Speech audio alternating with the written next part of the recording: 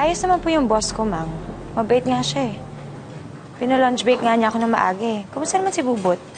Minomonitor pa rin ng mga doktor. Basta intindihin mo lang yung trabaho mo, ha? Kami nang bahala sa apo ko. Kumain ka na mabuti, ha? Sige po, Mang. Salamat. Sheila, pinadala ka ng papang mo? Pwede bang layuan mo na si Papang? Hindi ka ba nahihiya? Nakikihati ka sa pamilya ng iba? Pwede ba huwag mo akong masumbat-sumbatan? Alam mong kailangan ko ang papang mo. Tsaka alam ko naiintindihan mo kung gaano kahirap bitawan ang lalaking mahal mo kahit may asawa pa siya.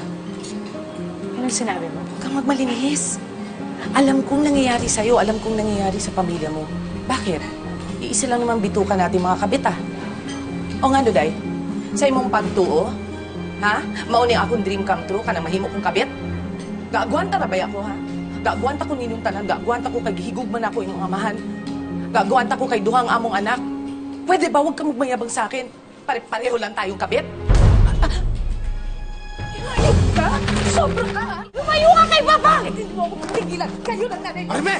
Sir! Tama na! Sobra ka na! Tama na! Tama na! Ano ba gusto mo? Matagal tayo nagsama pero hindi ko papayagan na saktan mo ang aking anak. Tama naman siya, Papang eh. Pareho naman kaming kabit.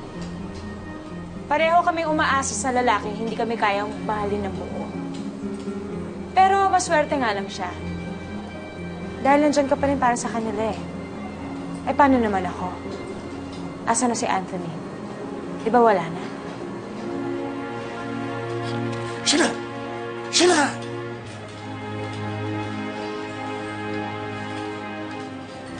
Kung sao naman ako na eh. Sabihan na siya, Tino. Hayaan mo na siya. Mabutihan. Natatanggap niya na kung anong katayuan niya.